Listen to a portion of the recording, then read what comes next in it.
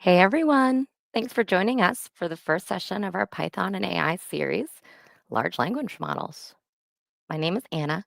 I'll be your producer for this session. I'm an event planner for Reactor, joining you from Redmond, Washington. Before we start, I do have some quick housekeeping. Please take a moment to review our code of conduct. We seek to provide a respectful environment for both our audience and presenters. While we absolutely encourage engagement in the chat, we ask that you please be mindful of your commentary, remain professional, and on topic. Keep an eye on that chat. We'll be dropping helpful links and checking for questions for our presenter and moderators to answer. Our session is being recorded. It will be available to view on demand right here on the Reactor channel. With that, I'd love to turn it over to our presenter for today. Pamela, thanks so much for joining. Hello, everyone. Thank you, everyone in the chat for joining. I see we have lots of people joining us today from all over. Please do say hi in the chat and say where you're from, and welcome everyone to our Python plus AI series. This is a series that we are running in both English and Spanish. So if any of you do speak Spanish, my colleague Gwen will be doing a Spanish session later today, so tune into that as well. This is our plan for the series. Today is our first session talking about large language models. And then we will have 8 more sessions after that talking about different kinds of models. So we'll talk about vector embedding models, vision models. We'll talk about different techniques like RAG, structured outputs, tool calling. We'll talk about evaluation, quality, and safety. And then we'll finish up talking about how to build agents using tool calling, and then building MCP servers and even connecting agents to MCP servers. So we're hoping this gives you a really good foundation in how to use Python with the many generative AI technologies that are now out there and available. So if you haven't yet, please do register for the whole series. You'll get a bunch of emails telling you that you registered, and that will make sure that you find out when each new video is going live. Now, if you do have to miss a session, you can catch up with the recordings. All shows will be recorded. We're sharing all the slides, all the code samples, so you can always catch up if you need to. So now let's start off with our first session talking about large language models. We want to have a good foundation in LLMs because this is what we're going to be building on for much of the series. If you do want to download these slides for your own use, we have them available, and feel free to reference them. Feel free to use them yourself. If you are, want to go out and give the same series to your community, please do it. We want everyone to just keep learning and spreading the word. Today, we'll be talking about, what LLMs are, how they work, different model options, different hosting providers like Azure and GitHub models, how we can use those LLMs from Python using Python packages, different techniques to improve LLM output, and then finally, how we could build like a full stack application using an LLM. So we do have a lot to cover, and we'll try to fit it all in to our hour-long session today. So first, let's talk about LLMs. At this point, I think everybody has used an LLM because they are in so many consumer-facing products, right? So the big one is ChatGPT. I think many people have used ChatGPT, especially given they have a free version. But you also see, tools built into Bing and other search engines when you're searching, where you can get an answer from an LLM. If you're using VS Code and using GitHub Copilot, that uses an LLM. Now, what I want to make it clear is that the product themselves is not an LLM. The product is a product that is built on top of an LLM, right? So when you're using ChatGPT, ChatGPT is not an LLM. ChatGPT is using different LLMs alongside lots of other tools in order to create this, powerful chat interface, right? So we do want to differentiate between an actual LLM and an LLM-powered product. So LLM stands for large language model. It is a machine learning model that is so large that is able to do general purpose tasks, right? We can use it for many, many, many purposes. And this is really significant because in the past, if we wanted to have a machine learning model for something, we would have to train the model specifically for that task, right? If we wanted a ML model that could do summarization, we would have to train it specifically for summarization. If we wanted an ML model for sentiment analysis, we would have to train it specifically for sentiment analysis, right? So, there was lots of ML engineers that were figuring out how to train models, making their own models for each task, and a lot of effort went into training these models. But then with LLMs, what happened is that we threw so much data into the training corpus that at a certain point, and you can see this like jump on the charts, at a certain point, once we threw enough data and enough training cycles at these LLM architectures, at the models, they learned how to do many, many tasks, right? So now they can be used for general purpose language understanding and generation. So this is really, really powerful for us as programmers, because now if we need a model that can do a task, we don't actually have to train our own model. Much of the time we can just use an LLM. So I think that's really exciting as like an application developer, because in the past, like I haven't been able to really use ML models because I didn't know how to train them. But now if I have an idea for something that, that some sort of task, I can usually use an LLM to do that task. Now, an LLM may not always be the best task for the job, but it can do it it does a really impressive job at a wide range of tasks, right?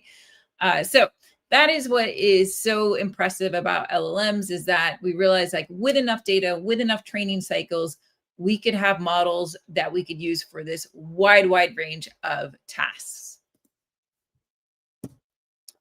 So how do they actually work? All right. So we start off with natural language input, right? You type something in English or Spanish or whatnot. And the first step is that the LLM will tokenize that input. So it actually takes your words and turns them into the tokens that it understands. So LLMs don't actually really understand words. They understand tokens, and a particular word might be multiple tokens. It might be one token. It just depends on the word and the tokenizer. So it splits the words into tokens, then sends those tokens to the actual model that's been trained. And then the model says, hey, based on those tokens, here is what I think the next possible token is. So it'll give us a bunch of possible tokens to pick from. And usually we'll pick, the most recommended token. And then we turn that token back into a word, right? So we take in words, get tokens, send it to the model, get back possible next tokens, and then decode it. So we're going to break that down even further to try and understand it really well.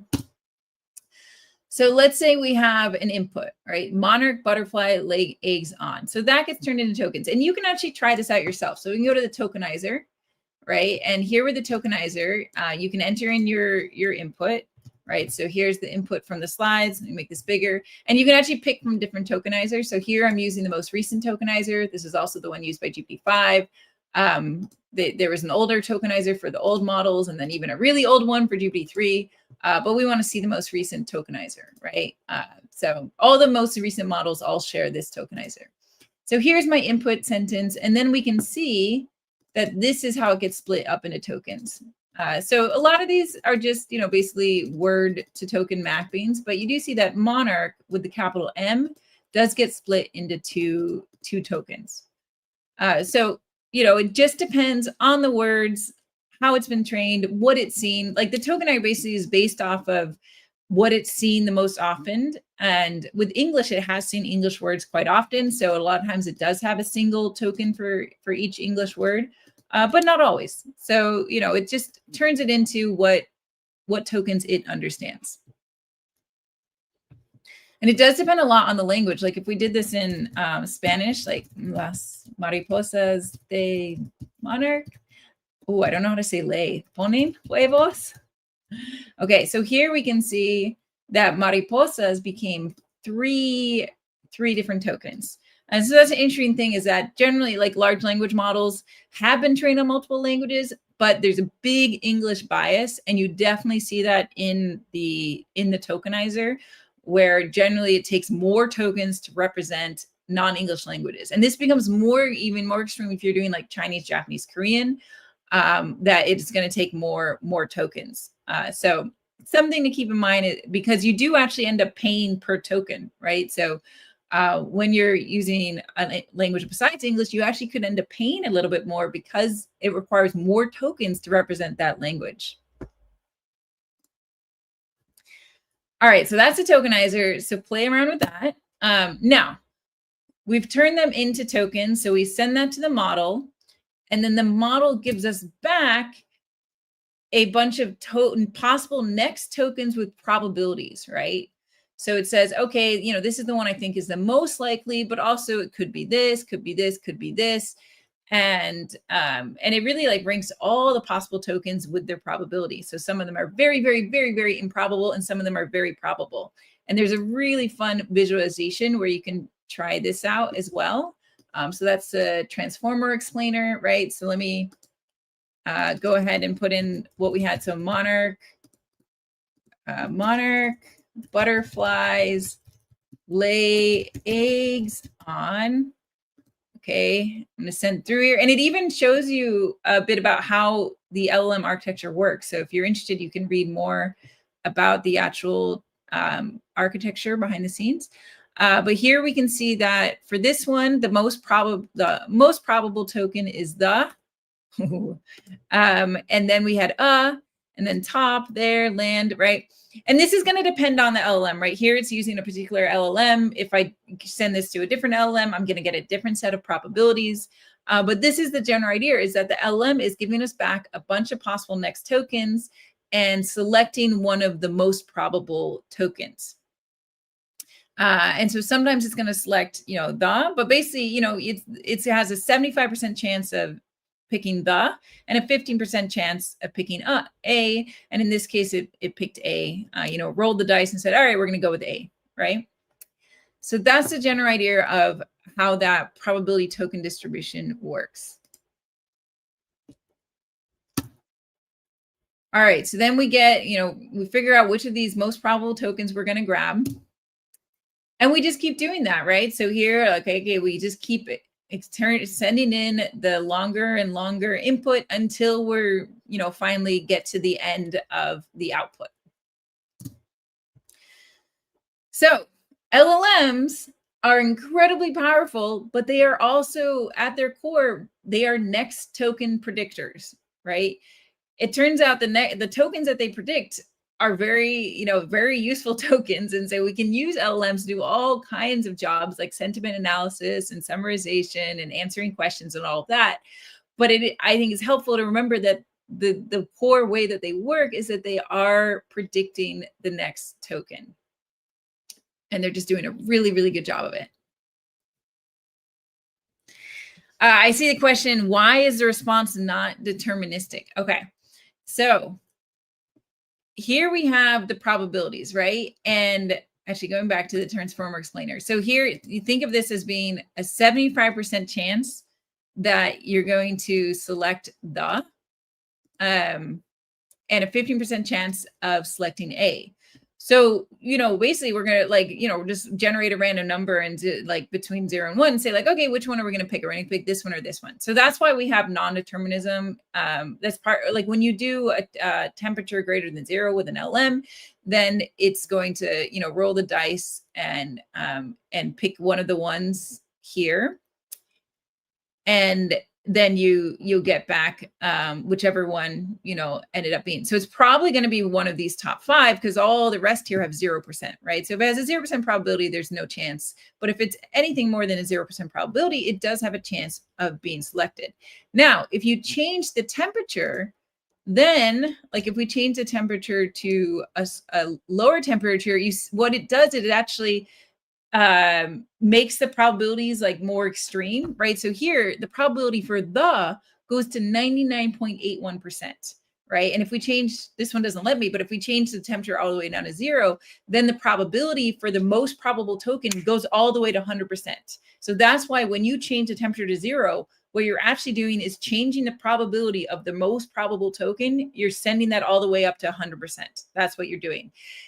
Now, even with a temperature of 0, you can still get differences. And that's because, we're running this on hardware. It's doing floating point calculations. Whenever we're doing floating point calculations, there can be a difference in the result from rounding errors, right? So even with a temperature of 0, something else could change along the way in all the different calculations that happen, where it changes which token is most probable. So generally, if you want to have the most deterministic response, you want to use a temperature of 0 so that you're only picking the token with the highest probability. But you can never have full determinism in LLMs just due to hardware and floating point issues and all that. And that is a big topic of research that people are trying to figure out, because people, would like to have more determinism, because it's hard to program with things that are non-deterministic, right? And that's an interesting challenge for us as engineers, is to figure out how do we program with things that are non-deterministic. Okay, so that was a great point. All right. So now let's go on and talk about our options for LLMs, right? So, okay, we want to use an LLM. Where, what are we going to use? So there's tons of options now. OpenAI.com, they were the first ones that came out with the GPT-3 series, and now GPT-4 and GPT-5. We host all of those on Azure as well, with Azure OpenAI. We also have a bunch of other models on Azure that you can use from many other providers like Meta and Cohere and Mistral. We have GitHub models, which offers those models for free for a certain amount each day. Google has some popular models. I think Gemini 2.5 is their most recent one. And then Anthropic has a very popular set of models with the Claude models. So you have many different model options that you can pick from that have different, pricing and scalability and security and all that different options. So we're going to take a look at a few of them. Here, let's start off with the Azure AI model catalog. So you can see this is the model catalog. You can get a feel for, it says we have more than 1,000 models here. So there's quite a few models you can pick from. But here you can see some of the most popular ones, right? Obviously, the OpenAI series are super popular. DeepSeek, Mistral, Llama, Phi, right? Just a big range of models. So these are all ones that you can deploy with Azure, and it will come with, scalability and security and all that. So that can be a great option. That does cost money, of course, because we got to pay for all the cost of doing the inference to get those tokens. But fortunately, we also have GitHub models.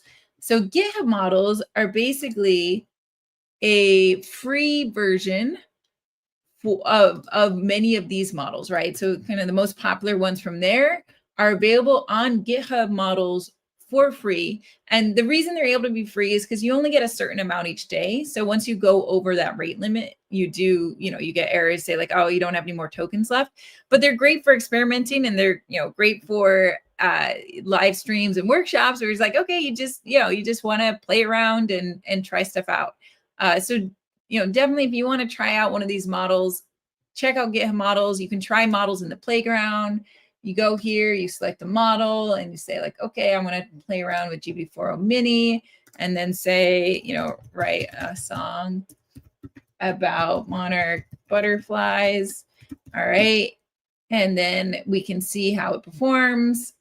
And it's so good at writing songs.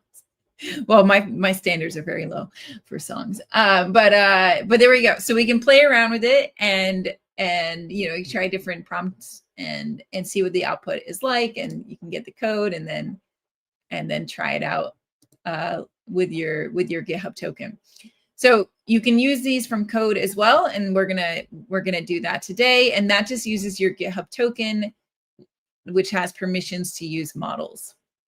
So as long as you have a GitHub account, you can use these models.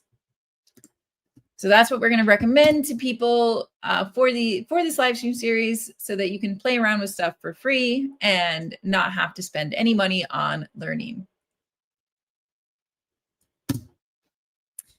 Now, there's also local models. This is another option for ways that you can run models for free. If you have a machine that can run them. So a local model is generally a model that has open weights, meaning that the weights are like the parameters for the neural network. So they've published the weights for the model so that anyone can run them with the LLM running architecture. We also call these small language model, right? So small language models are on the smaller side, maybe as small as like 1 billion parameters, some even as big as 120 billion parameters. So the idea of what a small model is changing because our machines are getting more powerful. But like on my own machine, I don't go higher than 12 billion parameters because my machine is not that powerful, right? So if you want to run local models, there's different ways you can run them. I use Ollama, puts a little llama in my taskbar here. It's really cute. There's also Llama File, there's LM Studio, and then there's also Foundry Local from Microsoft. That's particularly good if you have a Windows machine. So these all will let you run local models, these small language models, and these are some of the most popular ones that you could try running. So let me show you Ollama because that's what I use on my own machine. So let's see. So here I can say Ollama list, and you can see I've got 2 models. One of them is an embedding model, and we'll be talking about that in a later series. But this first one is an actual LLM. It's got 3.1, or no, it's got Llama 3.1. That one has 8 billion parameters. Llama 3.1 latest, so I'm just going to tell it to run it. All right, and then I can say, I'll just say hi. And now it's thinking. And so here's the interesting thing is that this actually takes longer to run than the GitHub models. And the reason is because I'm not running on a very powerful machine. My Mac only has 16 gigabytes of RAM. And so it doesn't have a NVIDIA GPU. It has a Mac GPU instead called a Metal MPU. So it's not able to run particularly fast. So for me, I don't use local models that much. But if you have a better machine than I do, like if you've got more RAM, or if you've got, a really good GPU, then local models could actually be really practical options for you so that you can use LLMs and not have to actually pay anybody for hosting them, right? Generally, the small local models are not going to be as powerful as the large ones, but depending on your use case, they might be good enough, right? I see good conversation in the chat about, what models you can run on your different hardware. So that's a good thing to compare. So if you have run any of these small language models on your hardware and you can report on like what works well and what doesn't, do share that in the chat so that everyone can learn. All right. So now let's talk about how we can actually use these LLMs from Python. Now, there's many different Python packages that you could use in order to interact with LLMs. Since we're focusing on GitHub models and Azure Microsoft models generally, we're going to look at the packages that have support for those models. And today we're really going to focus on the OpenAI package. So this is the official OpenAI Python SDK. They originally made it for OpenAI.com models, but it also supports Azure OpenAI models. It supports GitHub models. It actually supports any model that exposes an interface that looks like the OpenAI API. And at this point, that it's like the de facto standard. So at this point, many, many model providers expose an API that looks like an OpenAI API. So we can actually use the OpenAI package with even Ollama, right? So we can use it with many, many different model hosts. So that's what we're going to be using today for all of the demos. Now, there's other options as well. There's like Agent Framework, which just came out from Microsoft. There's Langchain, there's Pedantic AI, and we will use those ones in our agents talk in a few weeks. So if you want to learn about those, come to the agents talk. But for today, we're going to start simple. We're going to use that OpenAI package. So to follow along, you can open this GitHub repo, and we'll share this link in the chat, aka.ms/Python OpenAI demos. So I'll go and open it here. And the easiest way to follow along is to actually click on the code button here. And let me actually delete my current code space so I can show you what it looks like. Okay, so when you click on the code button, you're going to see this thing pop up, and there's a code spaces tab, and you say create code space on main. So what this does is that it opens up a GitHub code space, and a GitHub code space is a VS Code in your browser with a containerized environment that's running this repo.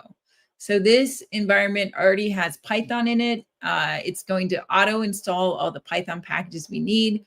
So the idea is that it's going to set up everything that you need in order to run this code so that you don't have to do any setup locally or anything like that. And since it's running in GitHub code spaces, your GitHub token is actually already stored as an environment variable.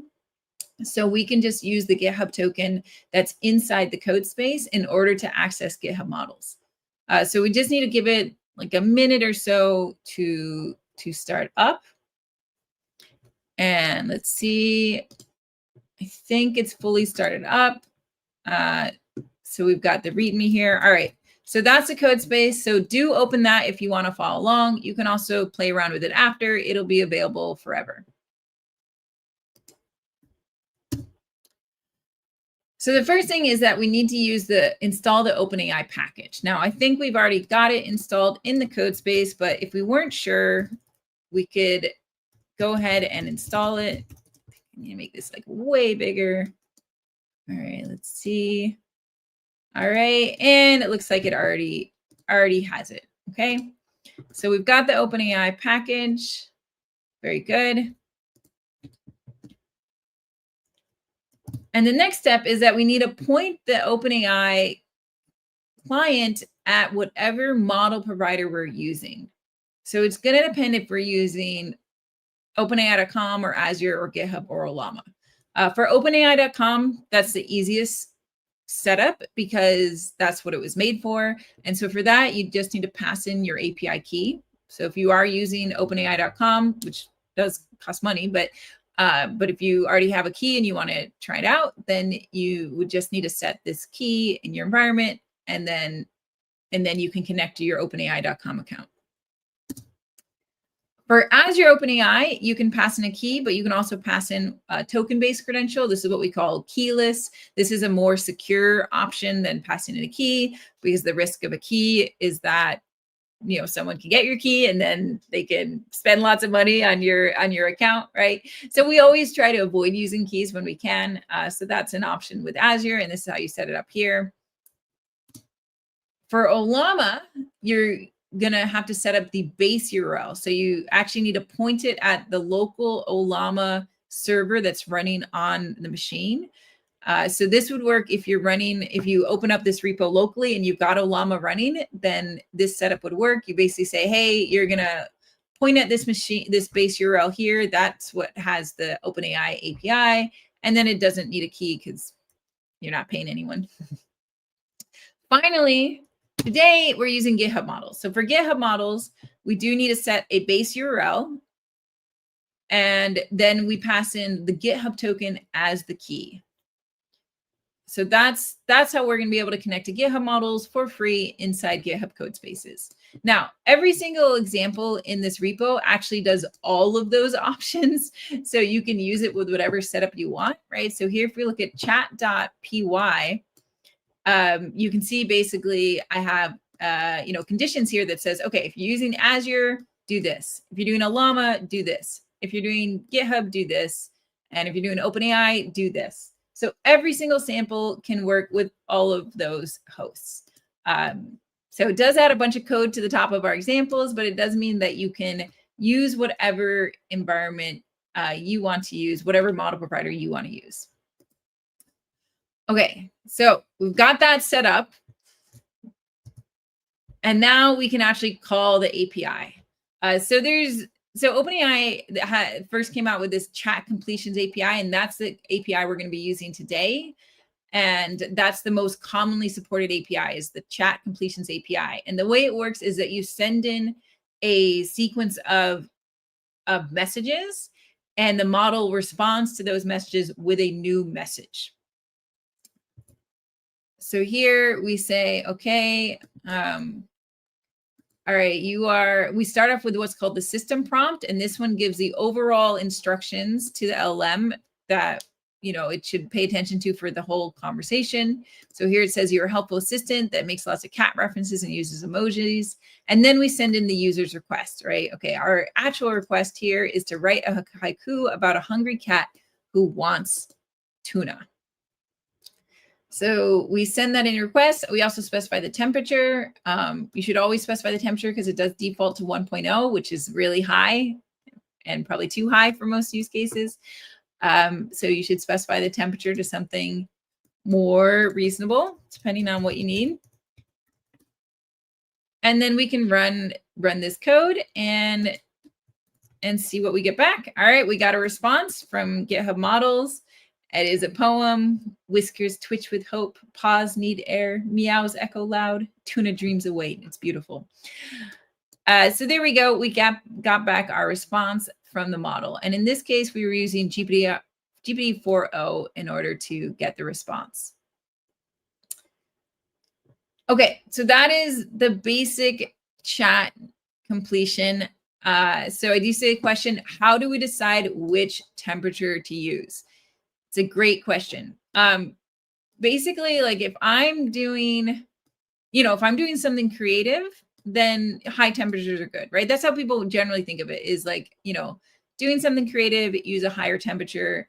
Doing something where you really want accuracy, well, you probably want to go really, really low, right? Like if you're doing something where you're like, trying to get a specific answer, based off of, either RAG or based off of actual, facts in the world that the LM has seen, then you might want to set the temperature all the way down to 0. So yeah, so that's a general idea, right? Creative things, higher temperature, accuracy, lower temperature. Because as soon as you go above 0, you have the risk that it's going to pick, one of the less probable tokens. And if you're going for accuracy, you probably want the most probable token. Oh, I see the question about N. I just deleted N. Okay, so N means how many choices you want back. So you can't, it defaults to 1, which is why I had deleted it. You can actually say N equals 3, and you could get back 3 possible responses. I have never done that in the history of developing with AI.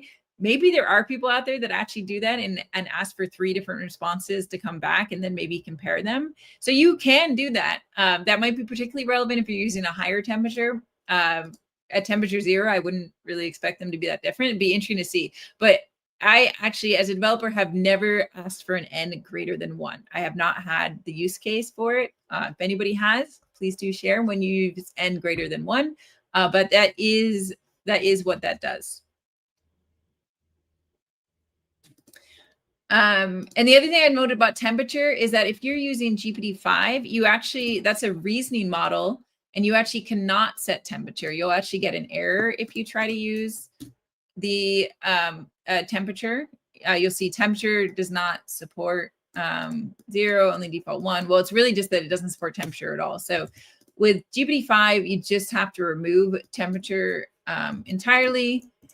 And because it's a reasoning model, none of the OpenAI reasoning models support temperature. I'm not sure exactly why they don't support it. I think it's because they might be like doing multiple steps behind the scenes, and it's, and maybe they're deciding on the right temperature themselves, or maybe it's how they're trained. But you can't pass in temperature when you are using a reasoning model.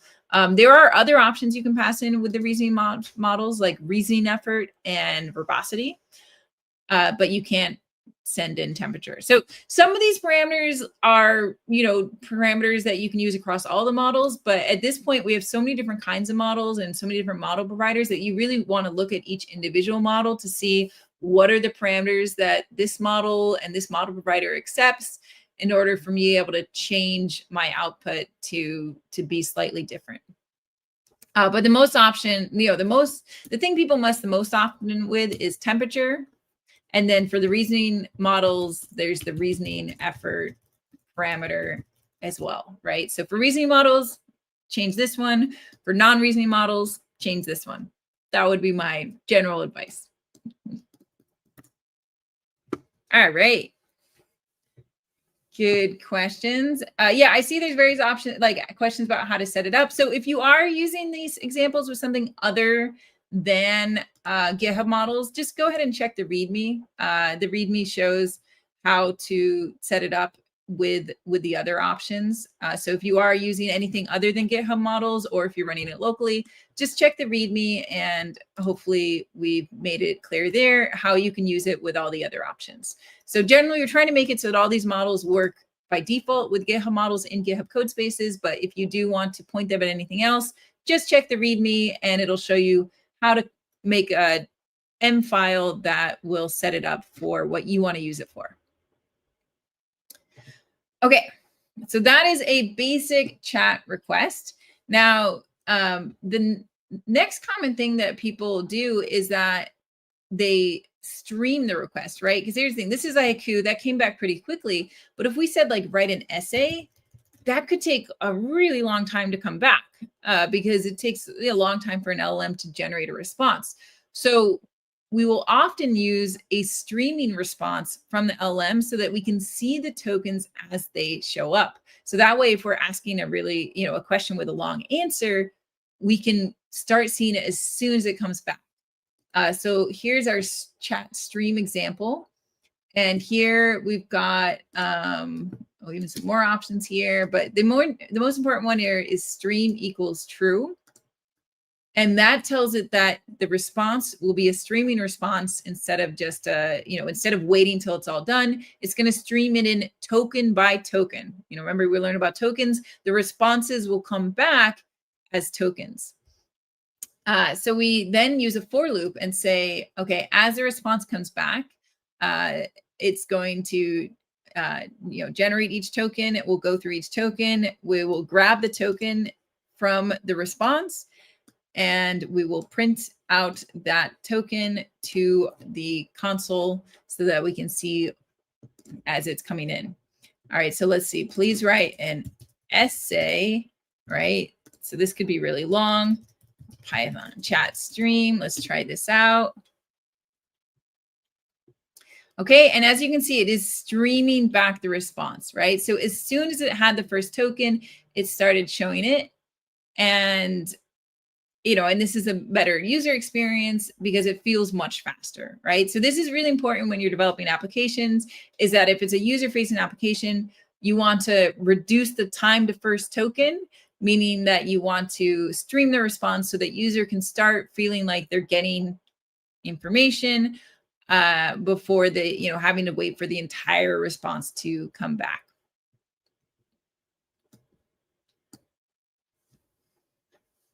All right, so then the next common thing that you may do is to actually have a full conversation, right? I see there's some discussion about, the different types of messages, right? So you can see the first message was our system prompt that gave the overall instructions for a conversation, and we say role system there.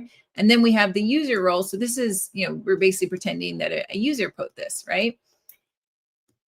But we can actually have a full conversation where we're building up this messages list over time, and it actually is a true back and forth between a user and the LLM, right? So you can either, basically use this structuring here as a way of just you, the developer, interacting with the LLM, or you can actually develop a user-facing chat app where the user content is actually what's coming from the user itself, right? So that's what we'll do in this chat history.py.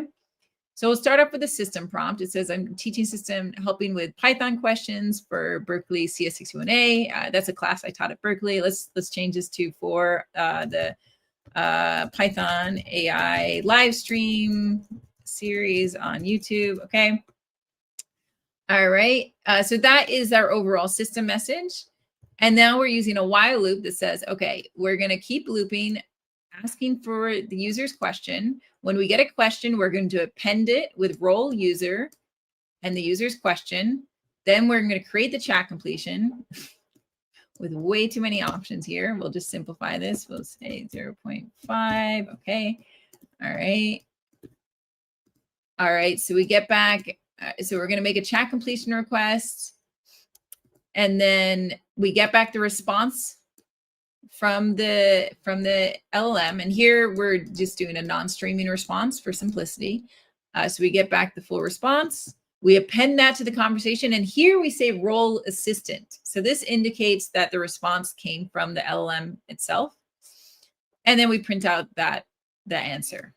And then it's a while loop. So it's going to go and ask the user again. So let's try this out here and see what it is like.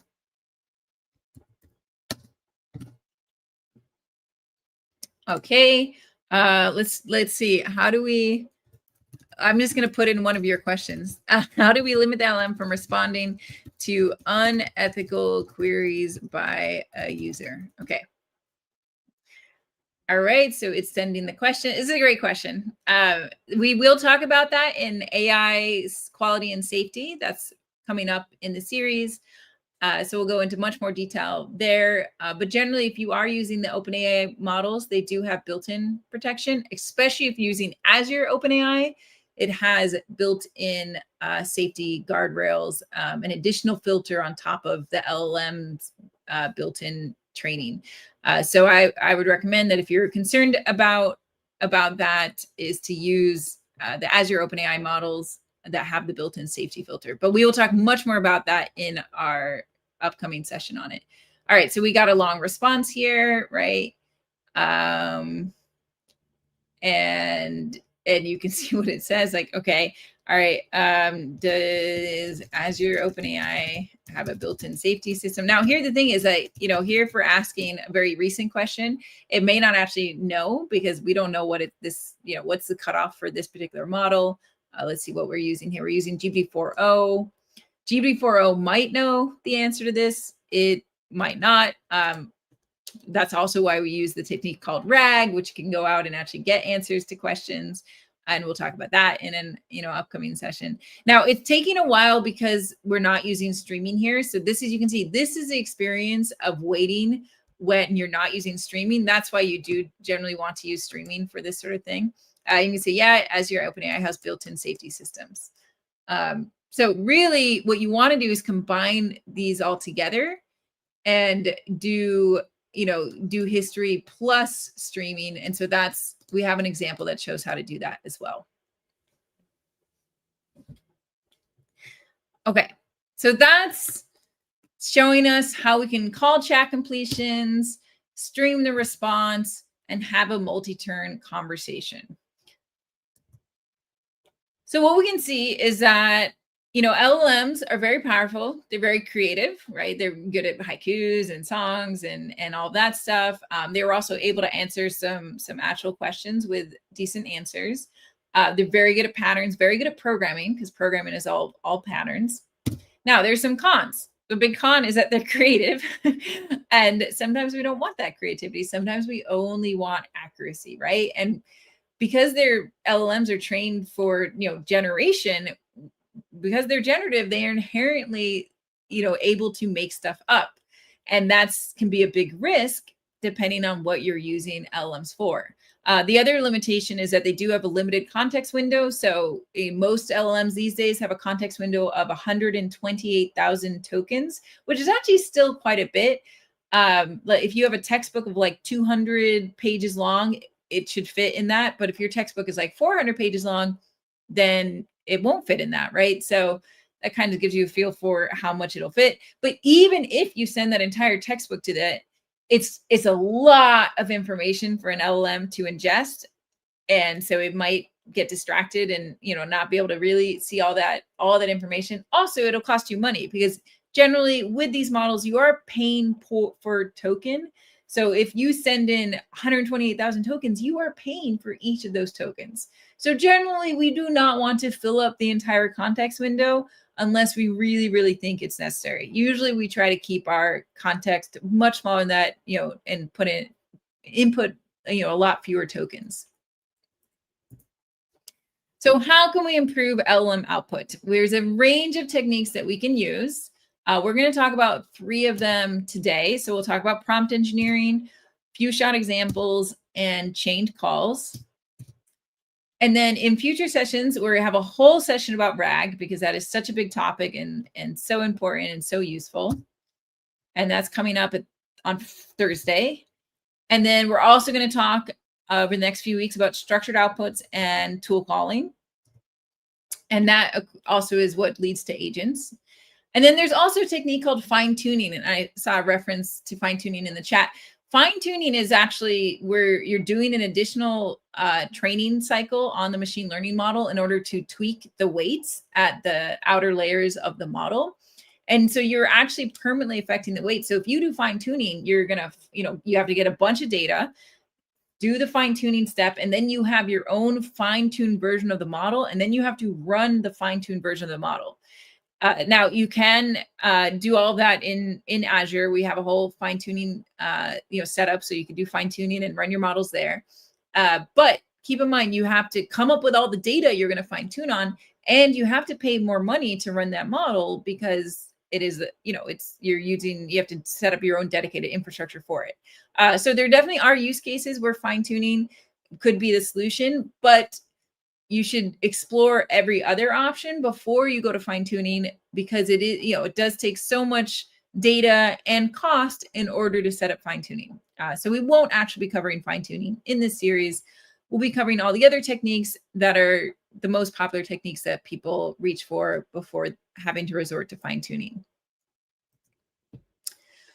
So first we'll talk about prompt engineering. This was big like 3 years ago when models first came out, because this was one of our only ways of changing how the model worked, right?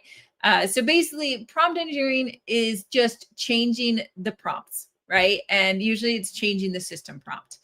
And people have come up with all sorts of ways and suggestions for how to change your system prompt in order to, get more responses. But you can really change a lot about the tone and the way it responds by just putting instructions in that prompt, because these models have been trained to obey instructions, right? If you tell it to do something, it wants to do that thing. So here, going back to the repo, there's a prompt engineering example. So this one says, I want you to act like Yoda from Star Wars, respond and answer like Yoda. You must know all the knowledge of Yoda and nothing more. That's a tricky one. We'll see if it actually obeys that instruction, because then I'm going to ask it, what is an LLM, right? So let's try this out and see if it can be Yoda.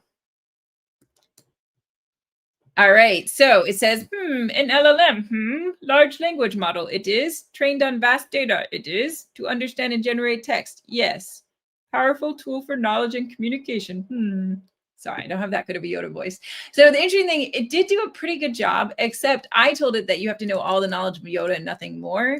And it did not obey that instruction. So that's the interesting thing about LLMs, is that they really want to give answers if they know the answers in the weights. So it's hard to get LLMs to refuse to answer questions about things that it thinks it knows. There are ways of getting it to do that, but I'm just observing that it definitely answered like Yoda, but if it was really answering like Yoda, it wouldn't know what an LLM was, right? It should only be able to answer questions about Star Wars people, Wookiees, whatever they're called. I'm not a Star Wars person. Like, what is a Wookiee, right? Like this is a better question that Yoda, should know. But it really shouldn't know about LLM. So you can get pretty far with prompt engineering, especially with tone and personality and formatting and stuff like that. It's a bit harder to, get it to tweak its knowledge with just prompt engineering. Good Yoda response. All right, so the next technique that we can use is called few shot examples.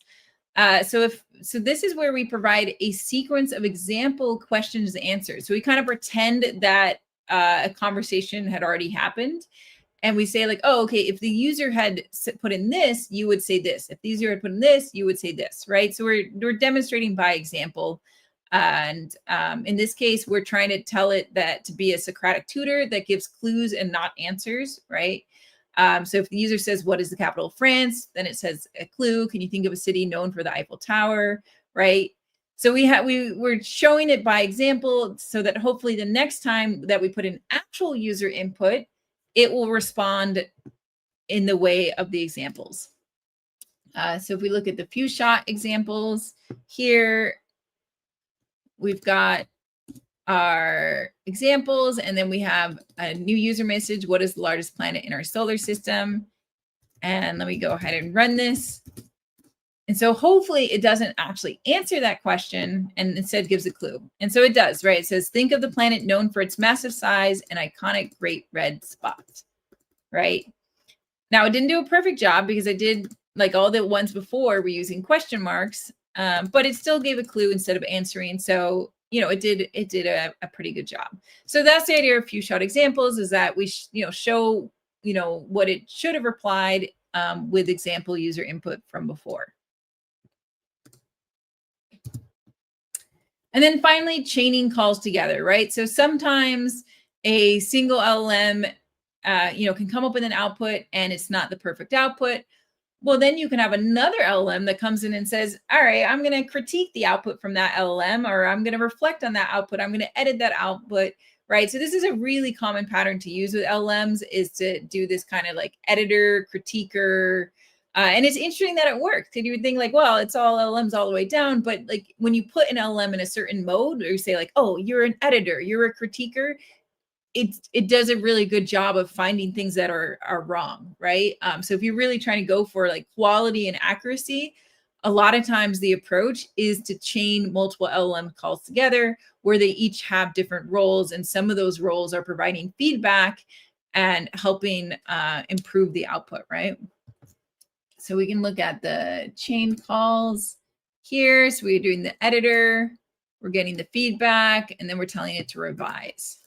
So let's go ahead and run that.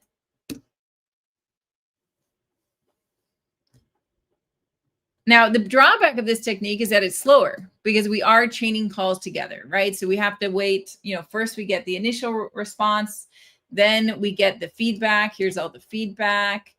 And then we're passing the feedback, and then we get the final article. So this takes longer than just doing a single call to an LLM. But for some use cases, it may be worth it to add in those extra calls in order to improve the quality and accuracy of your output. Like sometimes I'll go back and forth with LLMs like for hours on especially on code, like really tricky code. If I really want it to be really good, and be like, okay, all right, look at the code again. What do you think? Critique it, right? And we'll just go back and forth until I'm feeling like really, really good about it, right? So chaining together calls can be a really powerful technique for quality and accuracy. All right. So finally, I want to talk about how we can build apps that are powered by LLMs, because all the examples I've showed you so far, we're running Python scripts. And, and that may be all you need depending on what you're doing, like if you're doing data analysis or making a backend tool. But many people are using LLMs in order to build user-facing applications. And so there's some considerations that you could think about when you are building LLM-powered apps. So as an example app, we have this Chat plus Vision app, and this is the repo for it. And you can go ahead and do the same thing, make a code space, and it'll actually, run with just GitHub models. So let's see, I already have a code space. So I'll go ahead and open my code space. All right, and it's already set up to use GitHub models, so we can just go ahead and run the development server. Oh, it's even already running. Oh, my code space. So eager. All right, I'll run it from scratch again just to show you how, right? So I'm going to run this application on this port, and then it's running, and I can open up that port and check it out. All right. And here we have an app. So this app is actually an app that has a lot of capabilities. Today, we're just going to look at the tech stuff, like, write a song about monarch butterflies laying eggs. All right. So here we put in the input and we see the response streaming back, right? Now this app also has image upload. We'll talk about that during our vision session. And it also has speech input and output. And we don't have actually a session about speech, but that's a nice thing to add to your applications in order to, improve the accessibility of it. Okay, so that's the app. It's running. We've got, a basic front end and a Python backend. So how does this actually work? Our front end is just really plain HTML with vanilla JavaScript. So this front end isn't using any sort of framework like React. It's just all written in JavaScript. It's all in a single file. So you can, look at that file and see how it works. The backend is Python, and this one's using the Quart framework. If you haven't heard of Quart, it is the async version of Flask, which more people know. So we're using the Quart framework and then the Unicorn server for running it in production. So we send the user question to the backend to a route that handles it. And we're using streaming. So we send the request to the model and say, hey, please stream back the response. And so when we get back the response, then we need to stream that back to the front end. And the way we do that is using an HTTP streamed response. And we set a header called transfer encoding chunked so that the front end knows it's going to be continually receiving more chunks of the data. And we're sending JSON that has each of the tokens at a time, right? So first it gets, the first token, then the next token, then the next token, then the next token. And then the front end is able to show each chunk as it shows up. This is roughly what the backend looks like, right? We get back we get the message from the request. Then we do a streaming request to the API. As we get back each chunk from the API, we send that to the front end. This is using yield. This is how we do streaming in the Quart framework. So this will yield one JSON of one token at a time with a new line after it. So this is using a format called JSON lines or new line delimited JSON. So if you want to learn more about this approach, I do have a blog post that goes into more detail about why I use this approach for doing streaming and what other approaches you might use as well, like WebSockets or server-side events. But generally, if you're doing a user-facing app, you do want to use streaming, and you want to consider how you're going to set that up. Now, I saw some comments about Quart. Why does the backend use Quart? So more developers know Flask than Quart, right? Flask is actually the most popular Python web framework as of the last survey. But the issue is that Flask is a synchronous framework, which can only handle one request per worker. So, if a user comes in and they make a request to the backend, that backend then has to send the request off to Azure OpenAI and has to wait for that response to come back before it can handle anything else, right? So it can, and remember, these requests to LLMs can take a long time, or request other things like databases or vector databases or whatnot. Those all take time.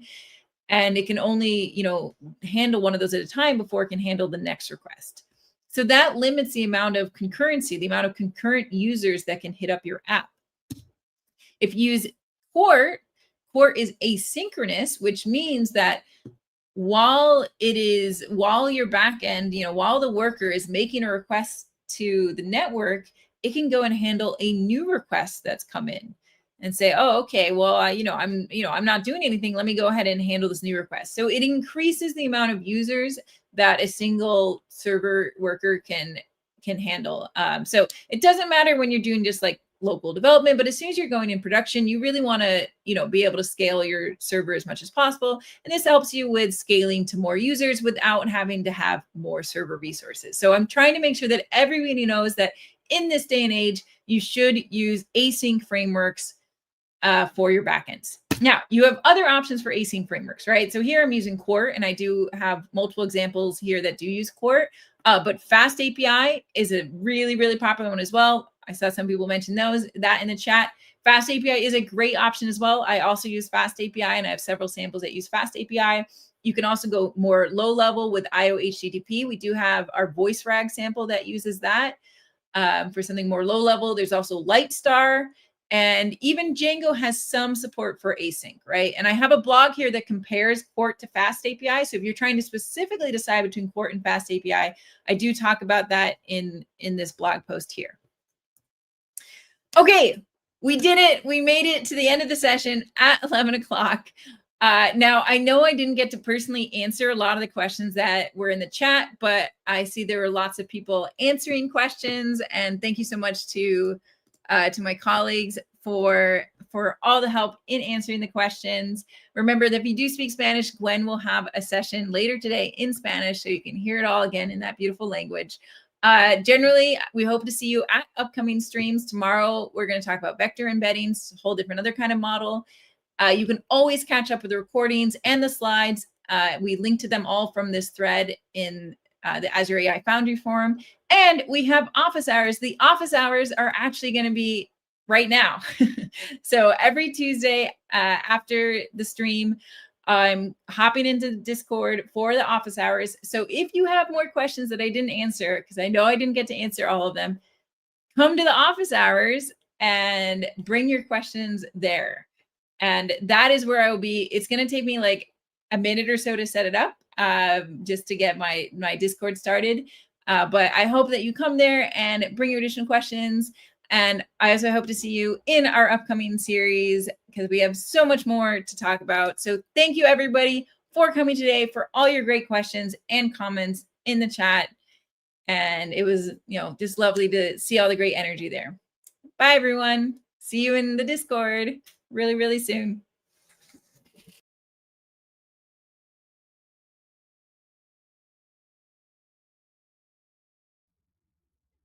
Thank you all for joining, and thanks again to our speakers. This session is a part of a series. To register for future shows and watch past episodes on demand, you can follow the link on the screen or in the chat. We're always looking to improve our sessions and your experience.